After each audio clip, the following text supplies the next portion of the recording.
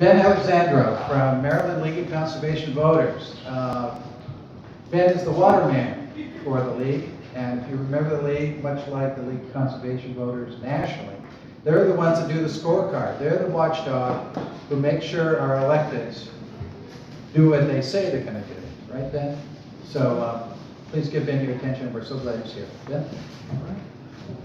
Well, thank you so much. It's great to see you all. Yeah, my name again is Ben Alexandro, and Maryland League of Conservation Voters is pretty much the political voice for the environment, and we work mostly here in the state. And what we're most well known for, as you said, were the scorecards, which I actually have here fresh off the presses. I'm just going to pass out, so feel free to take one and take one home with you.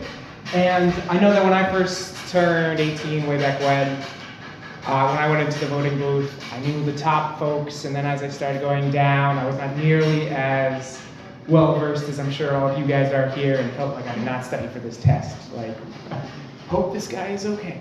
But so this one, for folks that are really interested in environmental issues, we mark them on key environmental votes. That one is for the state level and for the session this year. And try to make sure that they vote the right way. If not, we work to make sure the right people are in there that do vote the right way. So that can give you a little bit of an idea of some of the different stuff that we do. Today, what I'm going to be talking about is the last session and the next session on the state level. So I only have a little bit of time, so I'm going to go through it pretty quick, and then we should have some good discussion afterwards. So we also have, and I can pass out as well, some things which is the wrap-up from last session. Gives you the idea, so some things I'm going to be talking about today, and what might help you in our conversations and discussions later. If you're like, oh wait, which one was that thing that he was talking about? You can look it up on that little wrap-up right there. So, one of our big wins we had this year was for the Clean Energy Act and Green Jobs Act. That was vetoed by the governor the previous year, and so we actually went back to get an override this year, expanding renewable energy for both environmental benefits, but also to really have a good influx of clean jobs. Meaning that 25% of the energy that different utilities would be buying by the year 2025 would be from renewable sources.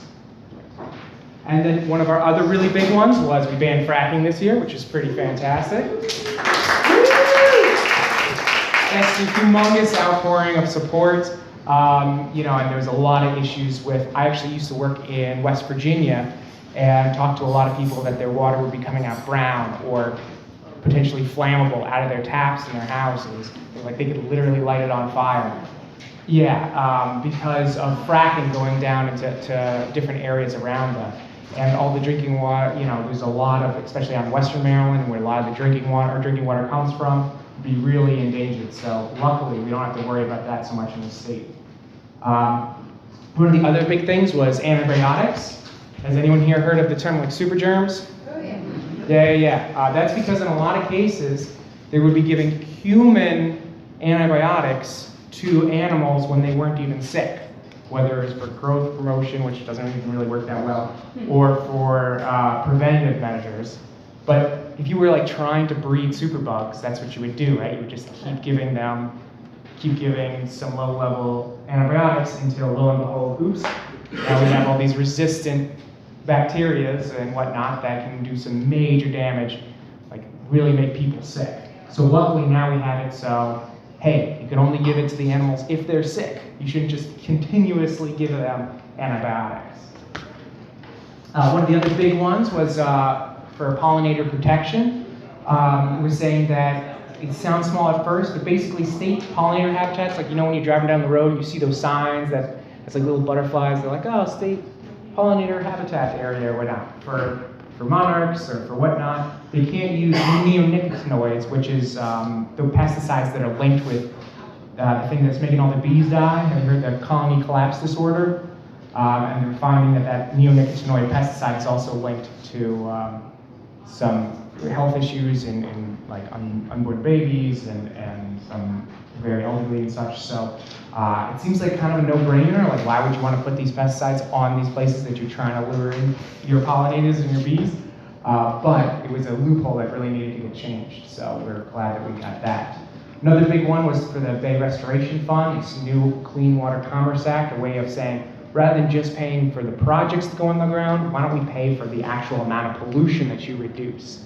So a different, more market-based way of getting rid of some pollution, as well as having some money going for the Bay Restoration Fund that you might see on your water bill, going to upgrade some of the smaller wastewater treatment plants. Another big win, that was a big bipartisan win, was for healthy soils.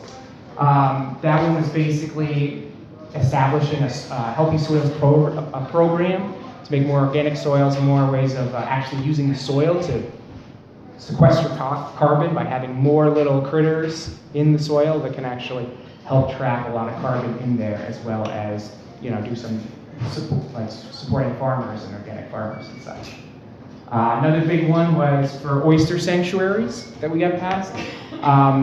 There's a study going on right now, and then DNR was trying to make moves of, the study was trying to figure out how many oysters we have, because it's one of the only fisheries in America that we really don't even know really how it's doing. But they have sanctuaries, and DNR wanted to just try to open them up so that you could just start harvesting in these oyster reefs, three-dimensional reefs. And you need oysters growing on other oysters to be able to filter the water, and also have make little, the little oyster babies that swim and get onto new places. And this was saying, no, you can't open up those oyster sanctuaries and harvest them before we have this study complete, because we don't know if that's going to be okay or not. You could totally crash the entire population, and then who's going to eat oysters anymore? That seems like a bad idea. So luckily we got those protected. It wasn't all rosy. We had some awesome wins, but we did have some losses. One was, Emily was eloquently talking about the forest resource ordinance here in the county. We tried to do something on the state level that would basically be very similar, kind of modeled after what you guys were doing here, doing a one-to-one replacement. We did not get through. It ended up dying in the House. We tried to get it as a task force so that all people could come together to say for next year what's the best thing, a way a bill could go forward. But this year, just about every single task force, I think except for one on bicycling, and the whole state house died before, it's only 90 days to get everything done. So we're really looking forward to next year. Another one that we were upset about losing was the styrofoam ban that we tried to do. Not all styrofoam would be banned, but when you get the takeout containers, the clamshell things, or styrofoam cups, things that are easy to replace. There would be transition, phase those out, because this is a picture we took at the near Baltimore of just the amount of styrofoam that gets in the bay, and it's about 30% of the landfill space, and it's no secret that they're all filling up. To try to get rid of that. So right now we have about a third of our Marylanders are actually living in an area with it banned, so we're hoping to do that there too. Another loss, unfortunately, was the septic bill. We tried to get it so that you couldn't have new systems, new developments on outdated septic systems, but unfortunately didn't get through.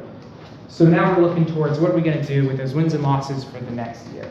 Big one we're going to be looking at is the Forest Conservation Act. We're really starting to do that. We really want these local level to really go through and be strong, so we can do something that can be a model for the rest of the state that then next year we can take there. Because actually, this is an issue that's not just in Maryland, not just in Frederick, but actually even in the whole Mid-Atlantic region, in the whole Chesapeake Bay watershed, where there's streams that eventually make it to the bay, all the way up into New York. They're saying it's about 70 acres a day is lost to forest, just from development, from whatever. So we're trying to stem that loss. It's big construction projects right now only have to preserve a very small amount or replant a very small amount. The calculations get a little bit complex, but we really want to make sure that we have no net loss, because it's not just for this environmentalist. They've done a lot of studies, this is for this little town in Wisconsin, where they're finding that actually it's about over almost $2 million a year in benefits when you think about all the energy savings of trees that are next to buildings that during the summer, so they don't need as much AC. Fixing the air quality so you don't have as much asthma. You have them increasing property values. You have them stopping floods, etc. So we're trying to have it so you replant the acres that you chop down. Seems pretty simple. The other big one is renewable portfolio standards. Again, that's where the utilities buy a percentage of renewable energy to increase your energy mix overall. We're trying to get 50% by 2030, prioritizing wind and solar.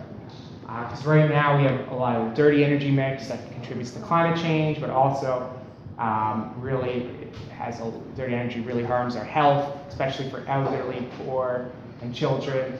They've actually done a lot of studies where it actually disproportionately really affects minorities of color and like if you look at this graph, you can see where Black and non-Hispanic actually have much higher rates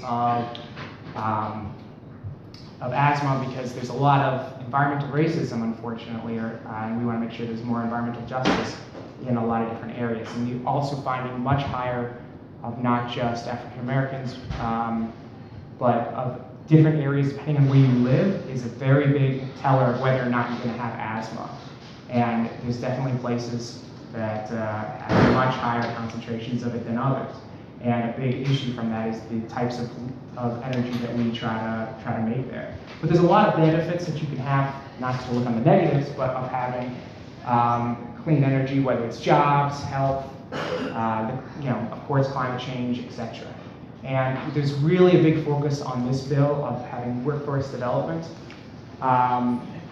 in that we really want to work on. So we're eventually hoping to get to 100% renewable energy, but that's where we're trying to get along the way, to 50%. So another issue I'd be happy to talk about later is this kind of zero emissions piece that we're looking at. And I have some flyers over there to give you a bit more information about that. But I really want to leave us plenty of room and time for discussion. So that's kind of what I have right now. So thanks so much.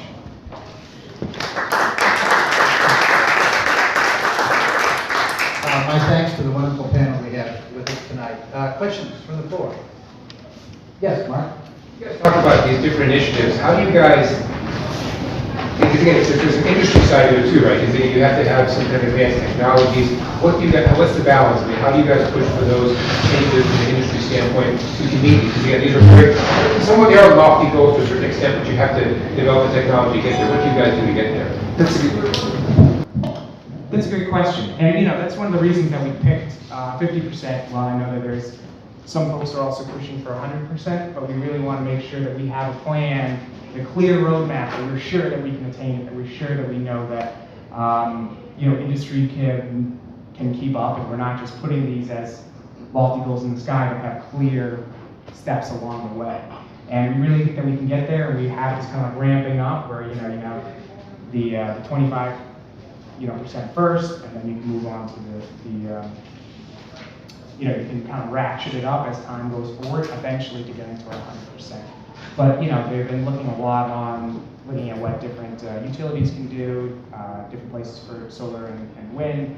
There's just the approval for that big wind farm I know on the coast and such. So we're confident that we can get to that goal. It's kind of like playing whack-a-mole. As soon as we settle the fracking, I hope.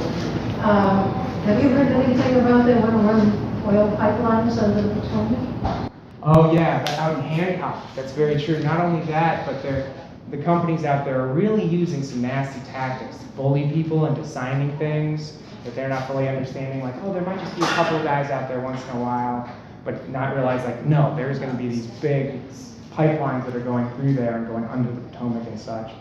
And I know a number of groups are working on that and with the Potomac Riverkeeper up there and such to try to see what's happening and try to stop a lot of what they're trying to do with eminent domain and such like that. So yeah, thanks for bringing that up. That is definitely an issue that we're keeping an eye on.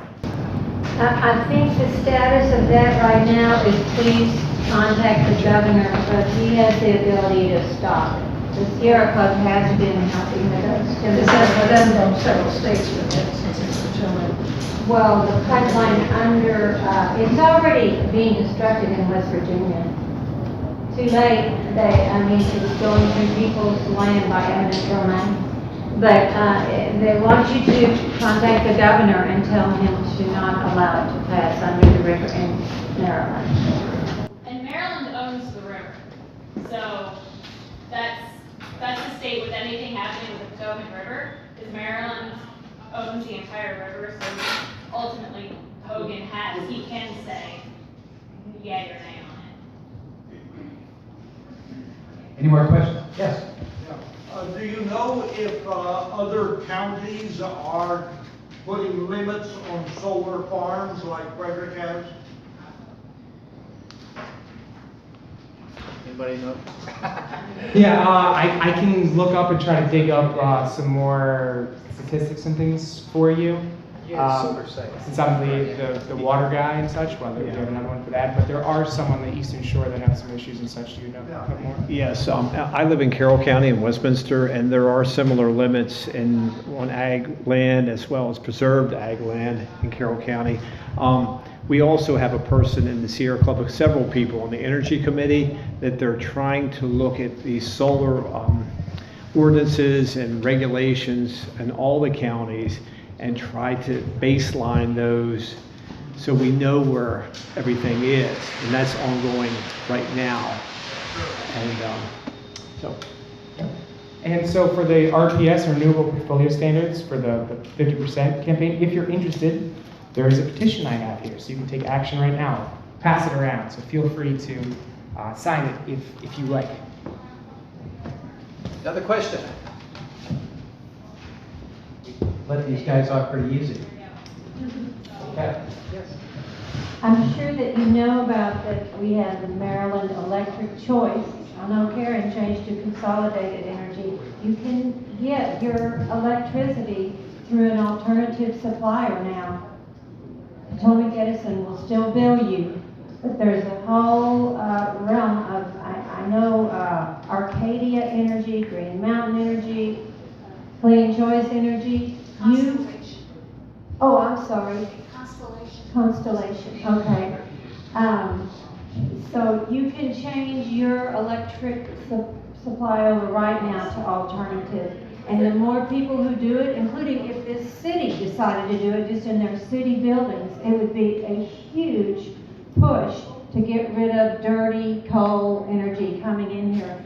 Potomac Edison gets 34% of their energy from coal and about 34+% from nuclear.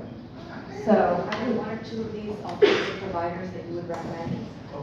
I wouldn't dare recommend them, although I have dealt with one of them. I think you'd have to compare and contrast.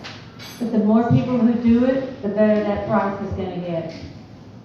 And the more Potomac Edison has to start getting their energy from somewhere else. So is there anything online where this has already been done, rather than having every single taxpayer compare and contrast? I think it would be really helpful to get people to do this if there was a way. I get something in the mail every week from another company, and I don't know if they're reputable, I don't know. So I throw them out. And I'm on a committee to, yours, your committee on environmental, and I'm throwing them out. I think we need to make it easier. Let's talk after. It's not just for me, it's Yeah, for yeah. everyone. We need to make it easier for people to say, these are good companies and Good this is point. why. And not have every single person trying to do the same homework. Anybody in the community? I do. Actually. It's a good suggestion. It's a very good suggestion, and I will try to follow up with our energy committee and people to see if something like that exists, because that's a good idea. And if it does exist, Dan, would you let me know and then I'll pass it on? Yeah, how many people in here just throw those things away like Harry, that? Yeah, Because I don't know who that people. So I- Horror stories are switching. Harry? Question, when you get your electric bill, is there not, can't you just call and say, I would like my energy to come from renewables, and then it's up to Potomac Edison to source it from the renewable? Or does the consumer have to select a Yes, it's particular only- provider? And I don't even get electric bills. I have to go online and see my bill, which is, environmentally friendly, but nothing brings me down from that. So there's not an option for you to just select? No, I don't love that website. Great idea, though. And let them decide who the Yeah. source is. That would be And great. some of these companies are actually setting up in stores. Green Mountain Energy was set up in the front of Kmart a couple weeks ago. And to sign you up, you have to have your customer number, which is not the same as your billing number, so it's a much longer number. But, they make it easy for you, and the more of us that do it, the more they have to start getting their energy from clean sources. The city could negotiate through the county and through the state for a bulk purchase and probably do much better, but I have to convince the mayor, so Michael O'Connor, I'll be honest. Go ahead. Yes, sir. I had one concern, and I probably read this in an old Sierra Club magazine or NRDC or something, but this settling for no net loss of forests wasn't, they were saying that's not nearly good enough because they cut down older growth and then replant a bunch of seedlings, that's a net loss. And then when you factor in the fact that there's months or years go by when that program isn't even in effect, like say Frederick County's stopped doing it and lost 300 acres, there's a net loss there and it doesn't come back. Absolutely. How is that being addressed? Absolutely, and that's a really good point. And yes, we definitely want to do more. One of the big things with this that we really also want to have is for them to take another look and thought that if a developer knows that they're going to either have to, if they're going to cut down this acre forest, they're going to have to pay to replant it or put in a fee in lieu, replant it themselves, or go to a banking or whatnot.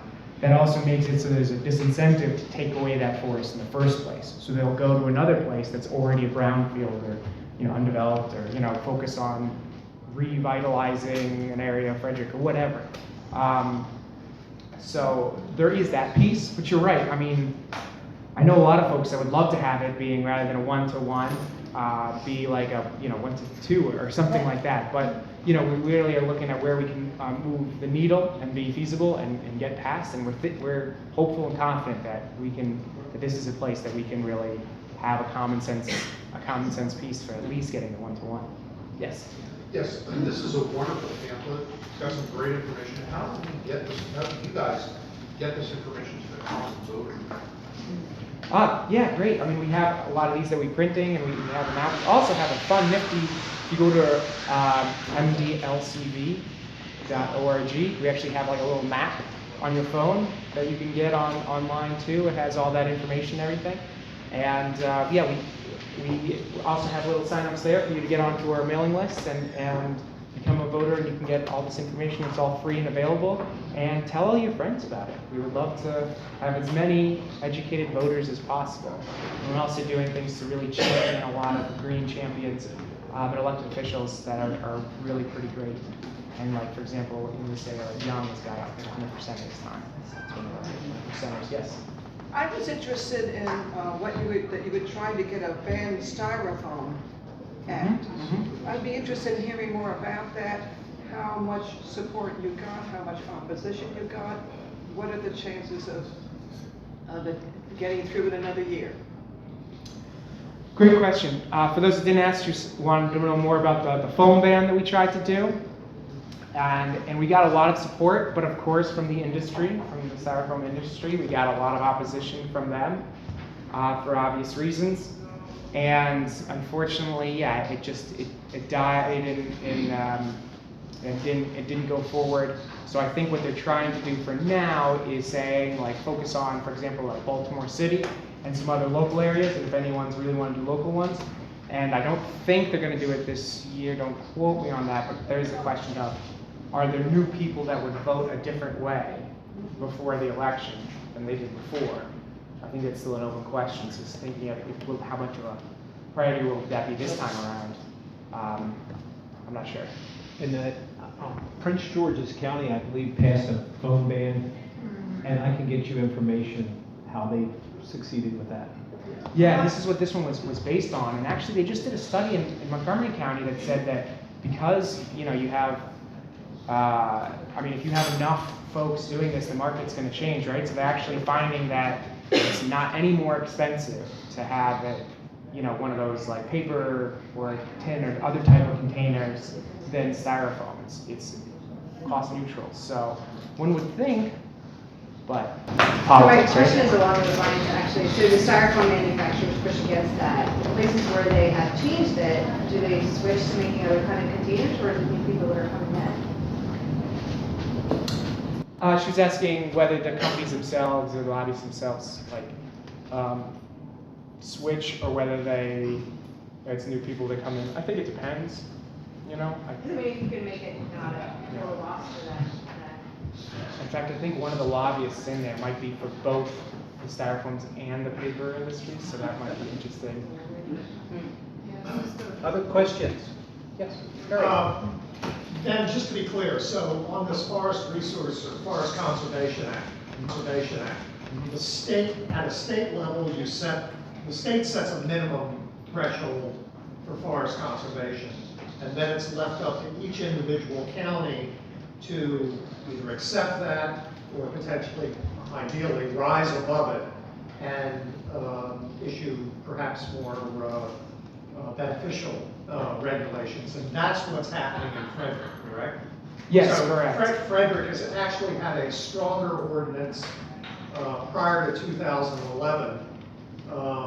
And we are really now trying to restore that ordinance that was in existence prior to 2011. Did it just Right. expire, Harry? Is that what It happened? didn't expire, it was dialed back by the previous administration. So they dropped the one-for-one planning requirement. They dropped, they said. So not only did they dial back schools keeping pace with development, but also trees keeping pace with development. Yes. And one of the reasons that this ordinance also came up is, has anyone been out in like the Linganore area recently, where they're doing a lot of chopping down of a lot of the older growth forest there? It's also a lot of area that's like very important for water quality and for drinking water, since it's drinking water source. And some of us, just one further point, and I'll be quiet, but some of us just recently met with Jan Gardner, MC Keegan Air, Bud Otis, and some others with respect to, communicating what our environmental initiatives were, trying to keep, allow them to keep their finger on the pulse of what's on our radar. And to a person, each and every one of them said, you guys need to come to the meetings, to the public hearings. You need to have your voices heard. This was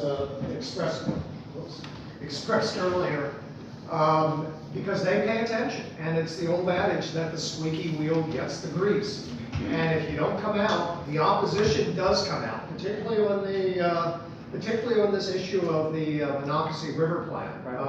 That is going to be the 2018 calls to celeb of property rights, takings, etc. And that's it's important that people come out, show their support, and voice their opinion to the elected officials, because they do listen. So Then we need a communication network, so that we know when there's a hearing and what. but it's, and I appreciate that, but it is all public. It's all in the public domain.